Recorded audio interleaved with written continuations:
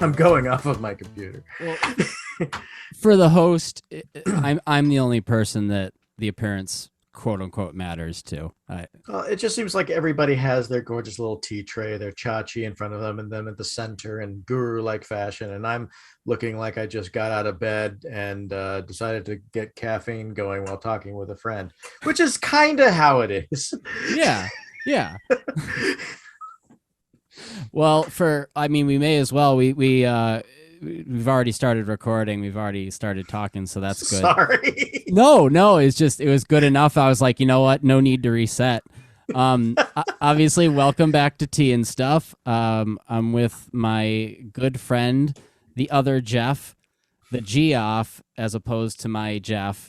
First spelling of the name. True. Not his, mine. I mean, yes, his is more American, but no, I found that out because I thought, because when you always think whatever isn't your ways is weird. So like I asked when I was in like elementary school, I was like, oh, how come this person's name is spelled G? And they're like, oh, because they go with an older spelling of it. And I was like, oh, so no, I do actually know that it is G. With the G was actually the first Geoff. My mom really likes English names, English culture. Our family come from there originally. She does a lot of genealogy stuff, and she just wanted to go with that spelling of the name because apparently I wasn't different enough. Yeah, but honestly, that actually makes your name that much cooler because she didn't just go with it because like that's what she knew as how to spell it, but there was actual like meaning behind it. Oh, it's pretty stellar. Well, for those who don't know you, you're Geoffrey Norman. You're a tea blogger. You're a writer in general. Definitely a big figure in the world of tea, I would say. Recorder of events and observer of trends. And even sometimes you've been called, I don't know, but thought of as a bit of a troublemaker. Early on in my tea writing career, explain that a little bit, because I mean I know of the legends of Geoff, but I don't know if I've ever heard how it started. Well, the first kind of tea blog I ever wrote was called American Tea F Yeah. So already we were off to a very expletive relating non-traditional start. Yeah. And then I had a couple of racy posts about my origin story into tea. I won't delve into it here. No need to. You can. No. People can go into it. They can find it. It's easy to find. Exactly. Yeah, that kind of raised a few. That kind of what's the word I'm looking for? That kind of caused some fans to ruffle. Yeah. And so I was just like, all right, I guess this is what we're going with for a little while. And not only that, but also just the exploration of weird teas in general. That's something not everybody was doing, even as early as 2007. I mean, most people, when they found their camp, they stuck in their camp. And I didn't really have a camp when I started off. And I just tried every weird thing that would come into my cup. It's like a donkey show. You're going in once. So that's like, it's funny. Like, people always, well, I mean, you are a personality, like, you are on the louder side, not in a bad way, but just your personality is just, up higher on the 1 to 10 scale. And it's so easy, I think, for some people to hear that, no matter what the message is, and for them to immediately just go, like just the tone immediately. It doesn't matter what you said. It's just the tone is what left an impression with them.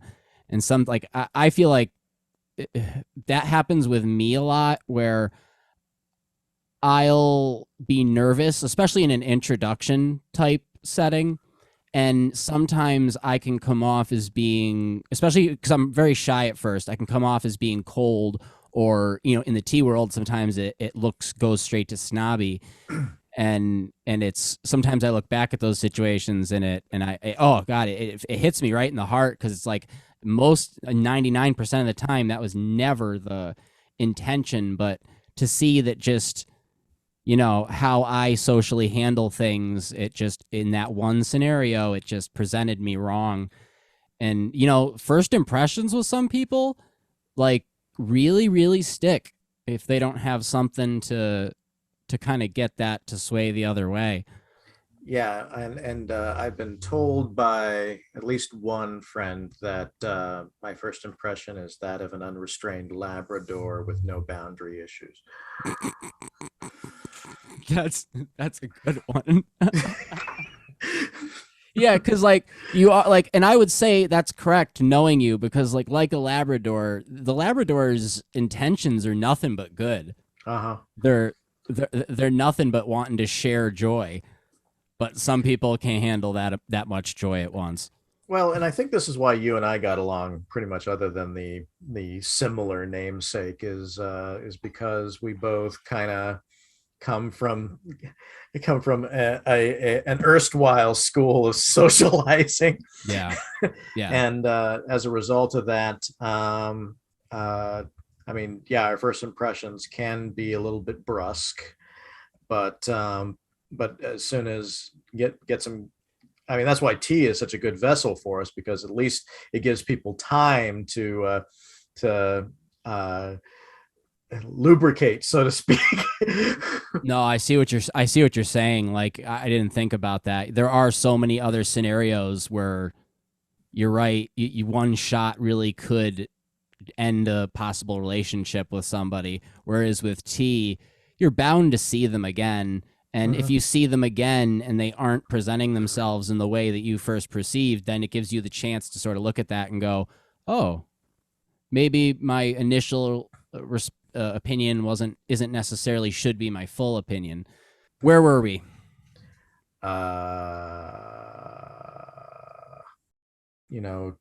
Making people move on if they're not going to accept us in Oh, our element. that's right. Yeah, there's so many, and as long as, like, I feel like as long as your element isn't malevolent at all, like as long as, like I said, as long as your intentions are pure, which most people in tea are, then it's a good, like, unless like two people sitting down for tea is always a recipe for good. Like, the only way it doesn't is if one of those elements is truly like a quote unquote bad apple. And those are bound to happen. And luckily in the tea community, I feel like the percentage is so overwhelmingly positive that you can just, if someone has even just, they, like you said, they talk a lot about Darjeeling and you're not really into Darjeeling. Okay. There's a ton of people that talk strictly about oolongs, strictly about Japanese tea. I mean, there is every single lane you could ever think of with tea. And each year it gets bigger and bigger. Like you were saying, and I agree, even as far back as the early 2000s, the things that we think of as like every day now were precious back then. Like, because that was back when the pu'er bubble was still expanding. The first one, not the current one, which shows no signs of bursting. So pu'er was still, while it was expensive, it was still It was still moderately affordable, and a lot of the experimental teas out of Taiwan weren't stateside yet, and so if you could find one, that was a treasure. like the first time I ever ran into a Taiwanese white was that actually, the write-up on it didn't really cause any fervor, but when I told people about it, they were like, where on earth did you find a Taiwanese white stateside? And I was just like, well, funny story. There's this Russian Orthodox monastery in Seattle. Stay with me. Stay with me. Stay with me. No. It'll make sense.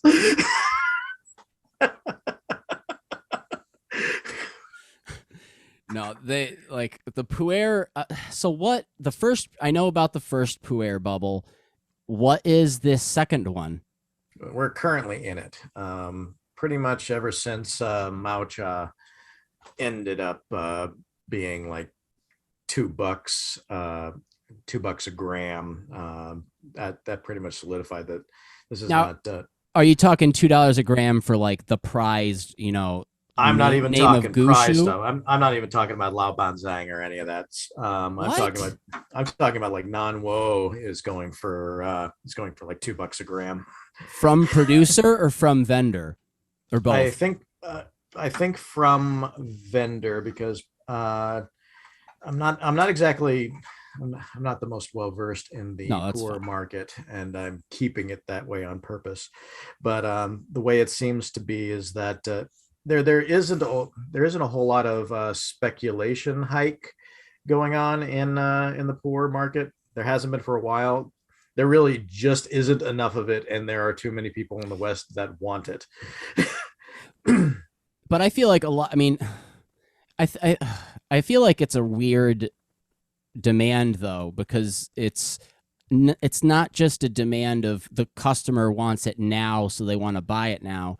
Yeah. There's a lot of people that are preemptively buying up a ton of it, expecting expect an investment. People are making an investment out of it.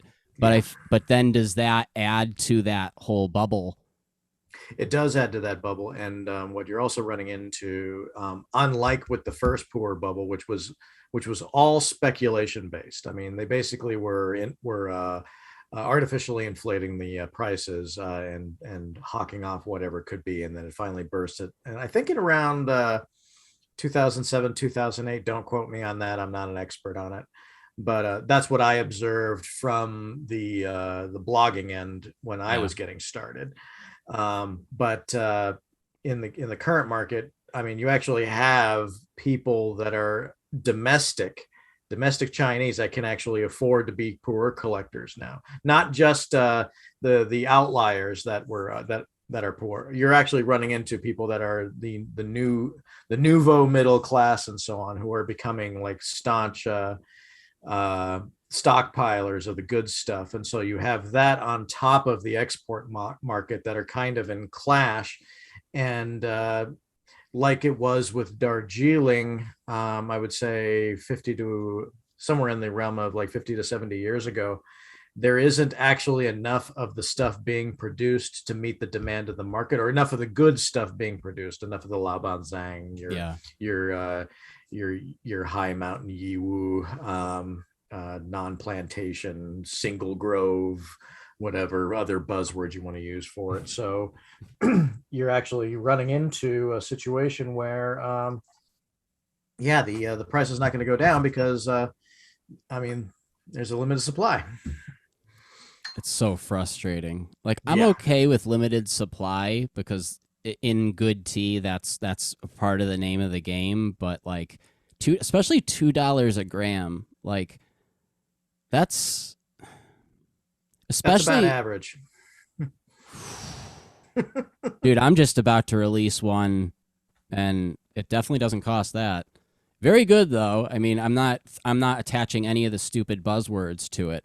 But it's let's just label it down to, is it a really good pu'er that performs what very recipe well? and what mountain? Right. But it's like I have no interest in going into like I want to give, like I always do, I give the production area, elevation and whatever notes I have about how it was produced, but I have zero interest in labeling it Gushu or Adashu or dude, I have even if, let's say, that's what it supposedly was, and I had some sort of confirmation that that's what it was, I've seen the stupid ripple that can happen, even if you're correct, is to the best of your ability correct. Yeah.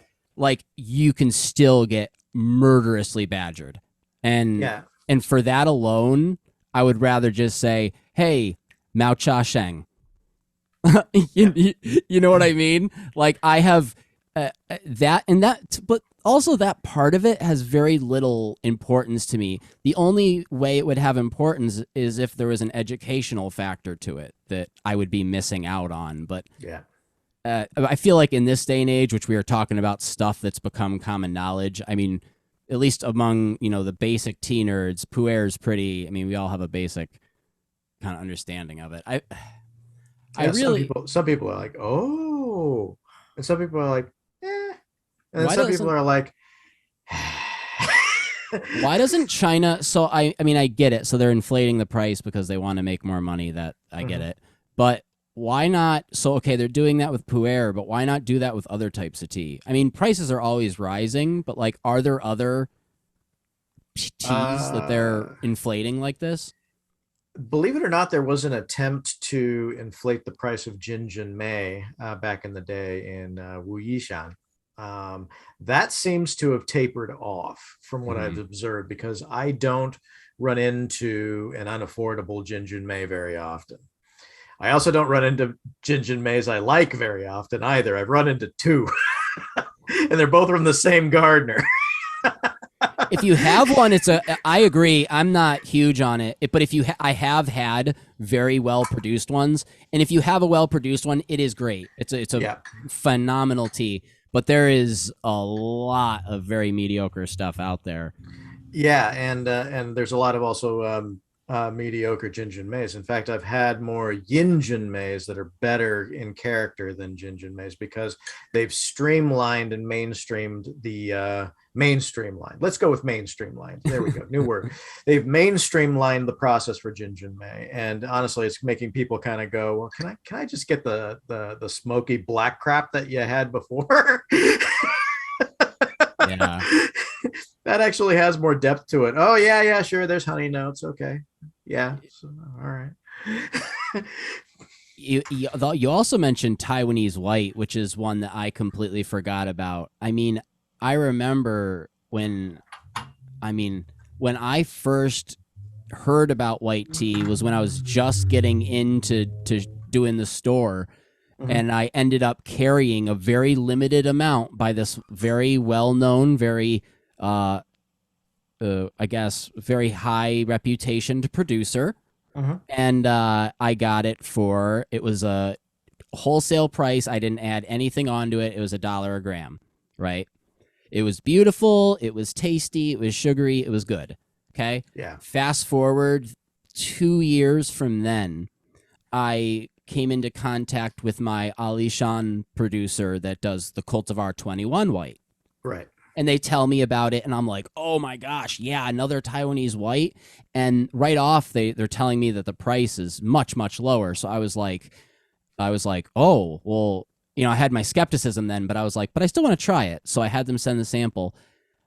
And no huge disrespect. Again, probably why I'm not naming specific names, but That's a the good call. Cultivar 21 was is immensely a better tea. Yeah. It lasted for longer. Its cost was way less. The leaf quality was just as strong. So it was just something that at one time, and just within like 2 year difference, was held as like one. And it was when I got a hold of it, it was hot. It was like Mhm. holy crap, handmade Taiwanese white. Yeah. But now fast forward from there to now, look how many Taiwanese white teas there are. Like you said, Everywhere. it's pretty normal. It's And pretty normal, and the reason being is because, I think it's like with when you see producers experimenting with different styles, it's because they want to make the growing season and the production season last longer while they're producing the oolongs, which take longer. And so you have people experimenting with black teas, green teas, and white teas. And white teas are, I mean, even though in China or particularly in Fujian province, they usually worry about the leaf quality, in Taiwan, they take a more cavalier approach, which is any good leaf is going to do as long as it's processed like a white. And I actually respect that because yeah, I find that the white teas out of Taiwan using the lower bush leaf material to be more hardy, last longer, and you can gong through it. Yep. That was one of the things, because when I first started working with the Cultivar 21 producer, they picked very large leaves. No kidding, because Some of the biggest. I got to try it, and they were huge. And not only that, but you could boil the crap out of those leaves, and they barely shrugged it off, and it was just like, you got any more? You got any more? Come on, be a man. That tea, and it's evolved beautifully. Now the leaf size is much more small and uniform, but I'll tell you, Taiwanese white teas, I think white teas in general have just a phenomenal re-steeping capability, as long as it's grown with good soil and produced by somebody who not only knows what they're doing, but cares about what they're doing. Like, there's a lot of producers that know what they're doing, but their heart is only in it so much. I find when you find the producers where they're really, really in love with it, sometimes you get a little extra quality. Yep. Speaking of whites from gardeners that love what they're doing, I'm currently on the Benefuki at the moment. Oh yeah, that's another one, dude. I am a firm believer that Japanese white tea should be a thing. Yeah, and I've only run into a few producers. It blows, and I understand the need for tradition. I truly do. I've read a lot about Japan, and I respect the hell out of why they built tea up the way they did. And dude, it's unbelievable that they achieved what they did, and how they evolved their tea culture, making it affordable and mechanizing the process to be able to do bulk commodity. Mind blowing. So it's absolutely phenomenal. But why are you not in 2020s? Like, aren't you curious a little bit? Like, don't you? I mean, and white tea, I get you have to dedicate a certain amount of your garden to it. Mm-hmm. You can't really use for other pickings, but it's like and it's not that like just because it's a Japanese white tea that you can charge, like you said, like $1 a gram. Yeah. But I mean, if you look at white tea production, and if you study people who have been practicing and studying it themselves, like producers, you'll see that the white tea production process, I mean, it's not ultra difficult. No. I think the weirdest white tea I currently have in my collection is in a black tin, right there. What is it? It is a Taiwanese white made from Jinjin Maze, the Oriental Beauty cultivar. Oh wow! I've never even heard of that. I mean, it doesn't surprise me at all that it exists. But yeah, wow. A friend of mine said, "Hey, I'm not going to drink any more of this. You want it?" And I'm just like, yes. I've had Bai Mu Dan and also Silver Needle from Shanlin Shi. What? I've not had a Taiwanese Silver Needle. Very beautiful, and especially with Shanlin Shi, how it's very mineral, like it's very like elemental. Oh, it provided for just the liqueur felt so clean that you could tell they're just, you know what I mean? There wasn't a doubt in your mind that there was a single impurity in there. Like it gave you such joy in just its purity alone. Yeah, dude, I don't think I sold the Bai Mu Dan one. Yeah. I only got the Silver Needle to try for myself, because I don't think I would have even been able to afford it. No, I mean, some of those needle or bud heavy white teas are prohibitively expensive. Like, for instance, there's a Sri Lankan white that's picked by women that are wearing gloves and using gold scissors to pick off the buds, because, and this is true, because they don't want any of the impurities getting into the tea. Unfortunately, the first time I ever tried the tea, I found a tea plucker's hair in the sample. They should have, what they should have? They should have like a velociraptor claw, and they should just an actual fossilized one. Mm-hmm. Someone sent me an article there's a producer or a gardener in Hainan province. I think it's Hainan province or Hainan city. I don't know. My Chinese geography is non-existent. Yeah, mine's not good either. And apparently there's somebody that had an ad up, and it's true, looking for well endowed virgins to to pick tea leaves with their mouths. And it's just like, oh. First off, I had to wonder, why did the person send it to me? And I was like, oh yeah, okay, I get it. And second, what were they hoping? Were they hoping I would memify it? I mean, I probably will do that too. So they probably knew me. They probably had me pegged. That would confuse me too. I'd look at it and I just go, why did you send me that? Like, I used to feel like that whenever I used to get in the early days of the, hey, we noticed your profile and we believe in it and we want to help you expand your viewer base by thousands. And I'm like, oh, am I sucking that bad? Like, I need to not to plug the Tea Meme page too much here. Oh, no, do it up. On Tea Memery, I did a meme that was making fun of Kenyan Purple Tea.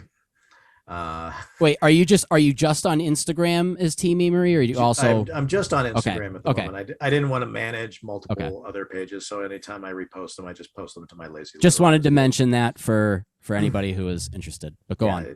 It's too much to manage with multiple pages, but whatever. Anyway, a Kenyan producer got a hold of me in my DMs, slid into my DMs, and was just like, "Hey, we'll send you some so you can get a better opinion." And I'm just like, first off, it's a meme. I had no opinion. I've had good Kenyan purple tea.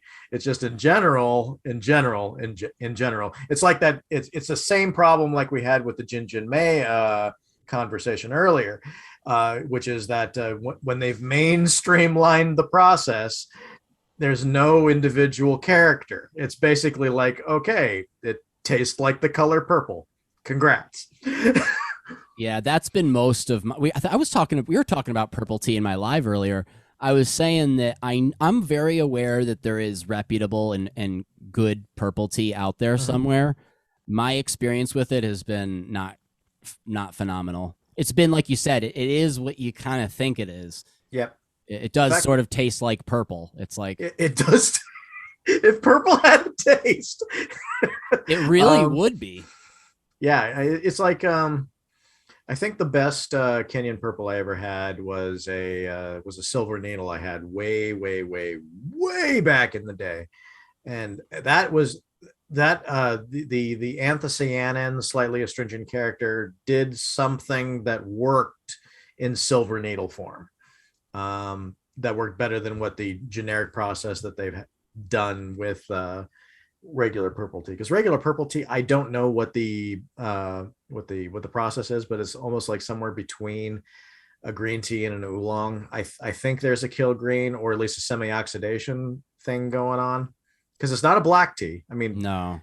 And I don't know if I've had a Kenyan purple black. I've had the Dian Hongs that are from wild purple material in Dahong, sure, but I don't think I've had a Kenyan actual fully oxidized tea. And the regular purple stuff is on average. I mean, I've had good ones, but they're 20% of the time. I almost get jealous when I talk to people that like are really into them, because it's like, man, what are you drinking? Like, where'd you get that one from? I always get a little curious. What are some of the weird teas you've had recently? Have you had any like good ones, like notable ones, or even notable in a bad way? Oh, I've had a few actually, and I just haven't written about them just because I haven't really had a drive to write on the blog too much lately. I had green tea from Tibet. Ooh. Which like grown in Tibet, not stored in Tibet, like a Fujian or something like that. Mm-hmm. It was done in a Malfang style in a garden in Yigong that has been around since 1964, 65, something like that. Good old buddies, Zhen Tea, they did a write-up on the garden in their Cha Ren magazine, and I found a vendor site that sold that, and apparently they also had a black tea. The green tea is very respectable. You can gong fu it. You can brew it like a normal green tea. It's earthier than the average Maofeng, but it's as hearty as any Maofeng I've ever had. The black tea, I'm still trying to find a perfect way to brew it, because it basically it tastes like wood, and I don't mean it has wood notes. I mean it tastes like wood. Yeah, that's a hard one. How would you, if you were trying to adjust to see if there was a better parameter, where would you go with it? I don't know. The one that I found that worked the best, two different approaches on two different sides of the spectrum. One, dialing down the brewing temperature to about 185 Fahrenheit and then gong fuing. That seemed to work, and it also felt really good. The other approach was basically pouring a little bit of milk first and then brewing it like a British person. That's it. Not much else to that. Which is funny because they have the green tea process down, and the black tea smelled fine, but it's actually as touchy as any, not to circle back, as any Kenyan black tea I've ever had. Yeah. Well, there's, like you said, there's still experimenting going on. There's still the formulas aren't set in stone yet. Right. So like you said, you put it very well when you were talking about the green, about how you said it was very respectable. Like you tried it and it was a real bravo type scenario. That's how I felt about Hawaiian tea. I was able to try a Hawaiian white, and it was really nice. It wasn't like the most, mind-bending white tea I ever had, but it was really well produced, and the fact that it was done in Hawaii was kind of, cool at the least, but respectable also. Was that the Volcano Winery white tea? I believe so. I think I tried it through my good friend Salenon, Nicole in Boston. There, I'm pretty sure she's the one who I tried it with. I met Nicole in I believe it was 2016 or 2017. Really, really nice gal. She came to my wedding. Really? Yeah. Nice. She was friends with our mutual friend Ja, who came and did our tea ceremony at our reception. So basically, I was just like, hey, and like I don't have a ton of friends. Our wedding wasn't huge. So it was like we was getting closer to the day. We definitely had a couple, like we could definitely fill in some people if we, if there's anyone we felt left out. And she was just, we were really good friends at that point. And so it was just like, it was an easy yes. So it was super fun to have her there. Well, plus you both are a couple of not so retired scene kids. So you already have a bonding moment. Well, that's how she found my page on Instagram, followed it, but then I was doing a live session and she tuned in, and like pop punk was blaring in the background, and she was just like, what is this? How is this happening?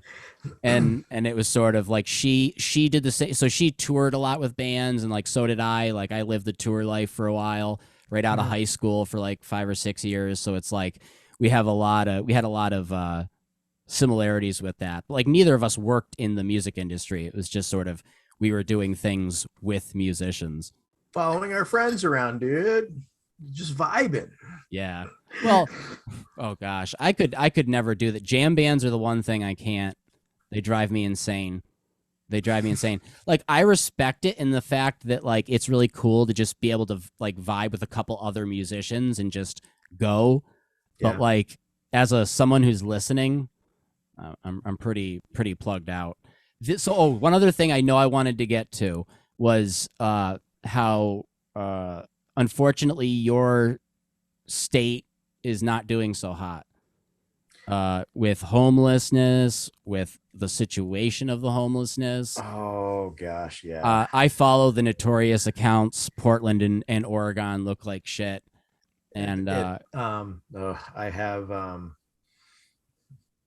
I have many thoughts, and I've been trying to keep them No, yeah, close to the belt. don't feel like you have to say anything wild and crazy. I'm not going to say anything wild and crazy, and I'm not going to be like an old man yelling at clouds when talking about it. But there was an opinion piece in the Portland Tribune that was like, okay, that you can still be sympathetic toward the plight of the homelessness and wanting to deal with it, but we've got to do something about these camps, because the camps are not only unsafe for the people around them, but they're also unsafe for the people in them, because and it's not everybody in the camps Right. that are like this. There are actually people in the camps that are frightened of other people in the camps, and I won't even go into the specifics, but Yep. there is strong evidence of criminal activity, and right now the approach that the Portland legislature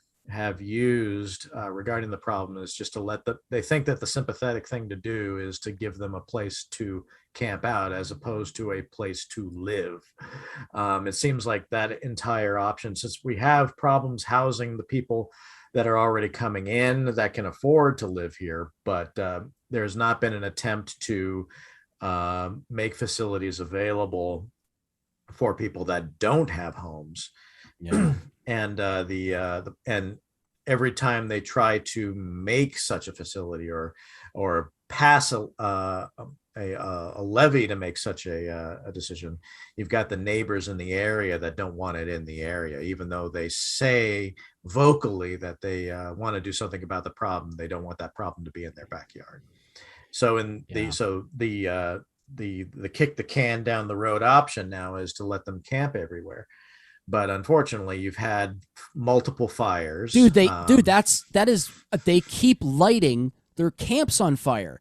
Yeah. Like I understand being homeless. I Mhm. understand not being able to afford a house and see this camping thing and go, I can do this. Yep. Like I have 100, but like, what are you doing? Like, Mhm. these are the few little things that you have. Now I understand, again, it's not everyone at all. And some of it I'm sure is people lighting other people's trailers on fire, but Yep. holy crap. And it's like it's grown to such a problem that I've had this conversation in my head with every point of view, playing devil's advocate from every side. And dude, I'm pretty good with like trying to think up like realistic ideas for stuff like this. I have nothing. I have, and I don't even know. I don't even think there's one person to blame. I don't think they're necessarily to blame. I don't think just the mayor or the whoever was Oh, setting. no. Our mayor's a douchebag. It's well, no, but Solid.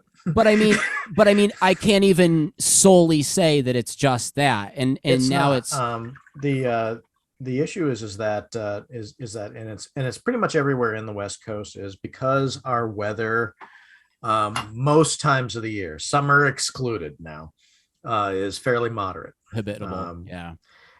it's very amenable to anybody camping, and there are a lot of camping enthusiasts in Portland, pretending to be homeless for a weekend. Well, that's what a lot of people don't notice. A lot of people don't know that a lot of people that are there aren't people that were living there and then became homeless. People saw that was going on, and a lot of people, just like bohemian young people, again, not to be the old crotchety guy, but all hopped in a van and were like, let's live in Portland. And Yeah, it's like, that 100%. I would say only a good 30% are actually from Portland or Oregon proper. yeah. There, So that's a I problem too. I worked with a gal who worked for a nonprofit that helped with the homeless problem, and she basically said, yeah, no, they're most of them are from out of state. And what's happening is what you have is they don't stay in one place for too long. They actually go from place to place to place, and usually like there are routes along the West Coast. Like they'll stay in Seattle, then go down further, then go down further, then go down. It's almost like they either follow the weather or they follow some other pattern. uh, a part of me that is not so sophisticated and politically incorrect calls it the great meth migration. And Not that all of them are on meth, but correct. I know, asterisk everywhere. asterisk. Like I've seen a lot, and I've seen really heartbreaking stories of just residents whose properties have been literally overrun. People who have kids and families, people are encroaching into their backyards, leaving. And again, this isn't everyone, but these are just some stuff that's happening.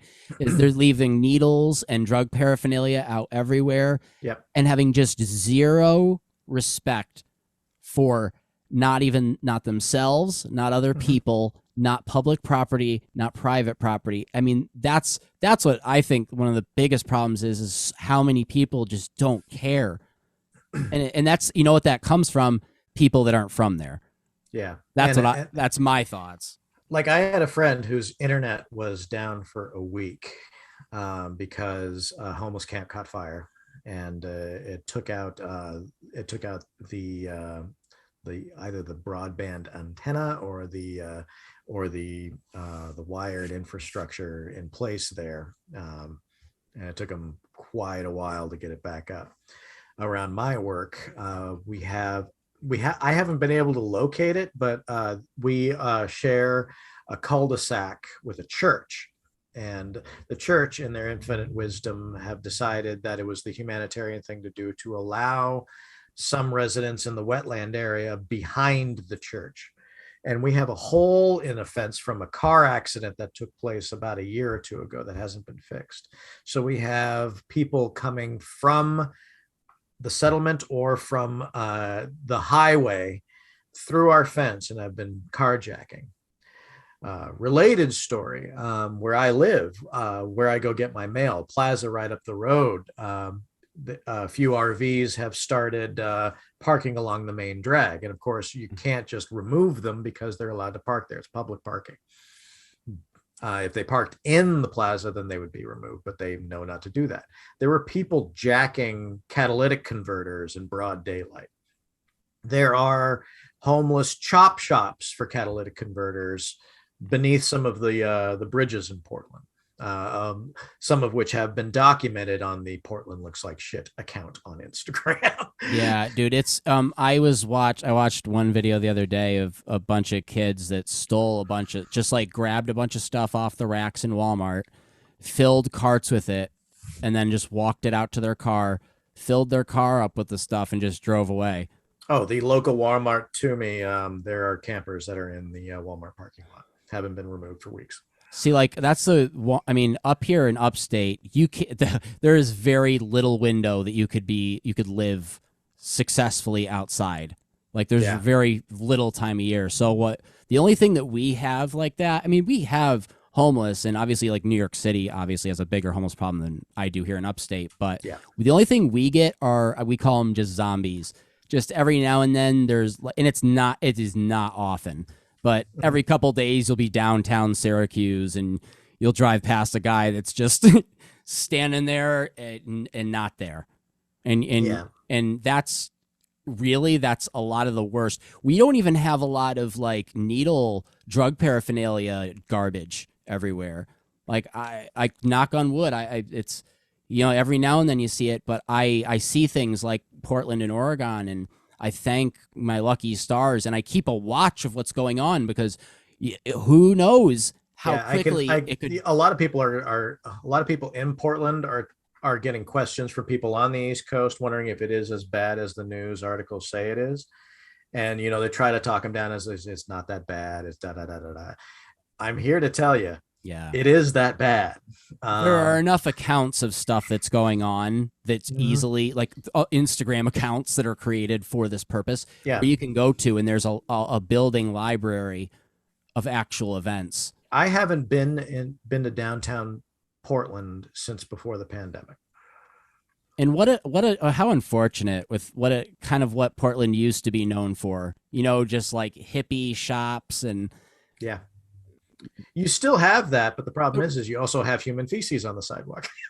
Yeah. There actually used to be tea shops, not to segue back to our favorite topic, in downtown proper. They're gone. In fact, thanks to the pandemic, thanks to the infrastructural issues of Portland in general, there are only there's one chain that is still active.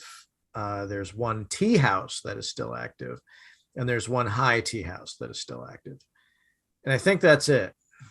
I mean, Portland's tea scene has largely disintegrated because of the pandemic situation. It was so strong prior to. It was really strong. I mean, we were on our way to we were on track to match Seattle's interconnection. But your tea festival was growing, and in such, and not only getting bigger, but getting bigger with Gong Fu, like with real teas being offered. It was so watching that momentum was so beautiful, and it was like every time it's like I want to get on that, I want to get on that, and I mean, I'm not saying that it's completely gone or they can't recover, but at this current moment, I don't know if this current and it's not, and it's no fault of the and I know that was an abrupt segue, and I'm not blaming the lack of tea community on the homeless. I'm saying that the pandemic and some of the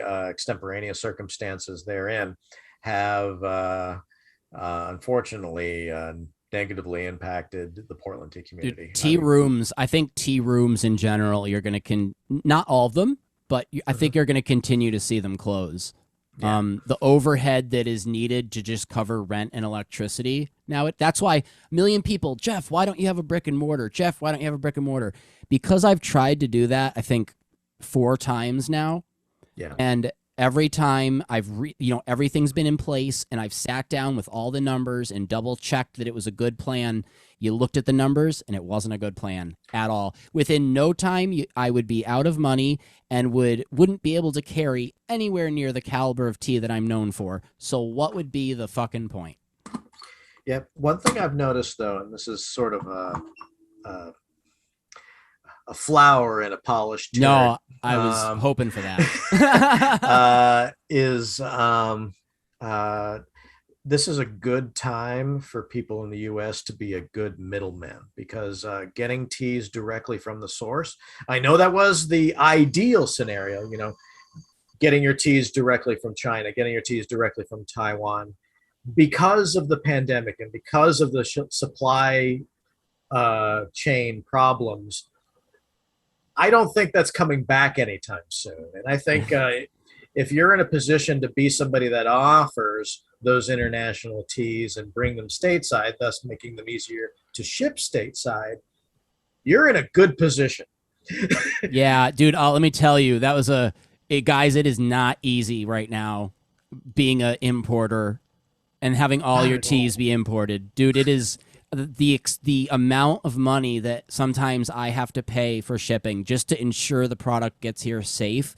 The amount of, honest to God, I'm not like saying, oh, poor me, but like some people don't realize the amount of profit that I completely give up because I want something to get here and then to you.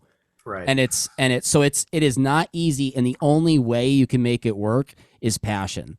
Yep. So like people come to me and throughout, the pandemic, they've been like, hey, I kind of want to start a tea business. You think it's a good idea? And it's like, listen, if you have the passion, if every waking moment of your day you are truly thinking about tea and how you can share it with people, that you want to make that your professional, then good for you. Go for it. I know very few people that have been able to make a full-time career out of tea. The only way I do, and because this is good to get out there, the only way I do is because my wife has a stellar job in the hospital industry. Right. Yeah. So, for most people that have tea companies, it's always a side hustle. Almost always a side hustle. I mean, for every Kevin Gascoigne, there are 20 to 30 you and me's. Yep. And I'm not even in the tea industry. In fact, I had a window between 2016 and 2017 to do more with tea and tea writing and make money at it. Some, not a lot. And I actively and very aggressively turned away from that because I knew, based upon all of the other vendor stories I've heard, past and present, current and defunct, that it's a lot of hard work and it may take some of the passion out of tea in the person. And I already had sort of waning interest in being obsessive over tea already by then. I mean, I'm still interested. I'm still drinking tea, whatever. Got boxes of tea in the back, but I'm not. I don't want to turn it into a career. I don't know what I want to turn into a career at all. But I warn people about that too. Like my good buddy Winston, at one point, he wanted to get a kind of local job at this tea place. And I told him, I was like, if you really want to, I go ahead and apply for it. I go, but I'm just going to warn you that sometimes doing things counter to how you truly believe they should be done and having to put up with that can kill your passion. So just think about that. It might not happen. You might love it, but you should think about that before you go into, like, a lot of people love taking pictures and then they jump to being a photographer. And it's like, being a photographer also isn't all that great if you're not good at it and have the drive. And yeah, let me think here. I had a point that I was going to make, and then it completely left me because I was too busy pouring white tea for myself again. I mean, I think, and that's even the most difficult thing. I completely forgot my other point. Sorry. That's okay. But there are also people that are trying to make careers in tea adjacent fields: tea educator, tea writer, tea influencer, tea marketer. Yeah. And occasionally, if I'll offer my unwarranted opinion, but I try to keep that to a dull roar, because who am I to stomp on somebody else's dreams? Because honestly, that's one thing I've noticed, especially within the last couple of years. There have been a lot of young people that have been getting into tea. Oh, damn whippersnappers! No, definitely. And it's both encouraging, but I also see them doing the same things that we did, and I'm kind of like, oh, just enjoy the beverage. No, you don't have to make the perfect video. No one cares. No one cares. Should I get a humidor? And they're like two weeks into tea, and it's like, hey, maybe not yet. Like, maybe hold out on that one. Yeah. Like, you get that a lot, but I respect, because what it comes from just people being super excited about finding something that they love and they love doing. But sometimes you just have to, it's up to, like, I guess, people like us in that scenario to just handle it well and not give them a reality check, but not make them feel foolish. Only if they ask for it. Well, there is that too. I mean, I know we've had private discussions about, sometimes people don't want our opinions, and that's why our advice should be just wait until they ask, and they will ask. Yeah. It's easy. It's just such a jerk reaction. It is. And I can be kind of a jerk. I mean, I'll admit it. I mean, old white guy here. I mean, I can't really help it sometimes. It's sort of blame it on my Gen X upbringing, I guess, and 90s privilege. No, I just had my 36th, and although, still I'm not old, I'm full adult. I'm in, like, full adult mode. Like, so when I used to look at people that were like 10 years older than me, and I could tell that they were just at a different maturity level because of just how they talked about certain things and the knowledge they had on basic stuff. And I was always, looking as that was the next step for me. Well, then now I'm there. So, like, I do see a lot of things as, like you said, like, oh, I did that. That's not a good idea. But at the same time, who are you to tell them to not do it? Like, I am the crotchety old man about kids. If there's a couple of kids that are screwing around and harassing someone, I get that feeling to want to say something. But it's like, those are kids being kids. As long as, like, nothing wild is going on, you just, or if, you know, like kids are being loud. Kids are loud. Like, and let me also add the caveat that I'm not saying that I'm a seasoned tea person either. I mean, we're all students. I molded out half of my pu'er collection because I didn't take care of it well enough. So I make rookie mistakes too, and I think that's the that's the crux of it. Is Yep. it's not that we're coming across. Well, it's not a matter of coming across as an expert. Nobody's an expert at tea. No one, unless you're making the stuff. No one can claim the title of expert. No. Hyperbole. No. Nobody. And if you hear it mentioned, then it's not true. If you hear it mentioned, it's not true. If somebody's calling themselves a premium tea guru, first off, they're using the word premium. First red flag. Second red guru. It's almost up there with the word sommelier, but I won't start that. That's a whole nother conversation. Yeah, trust me, that's a whole nother podcast for sure. So I gotta get wrapping up. We have cruised through this first hour. Yeah. I very much appreciate the time that we have spent together. I'm sure I will have you on again. If people want to get a hold of you, what are the best ways? These days, it seems most people have been getting in touch with me via Twitter or Instagram. Lazy Literatus can't not find me. It's Literatus, not Literus. Is it the same exact spelling for each?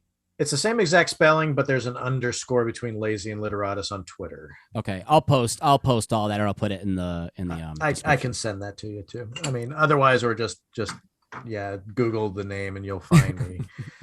Blog is steepstories.com. Meme page is T_memery.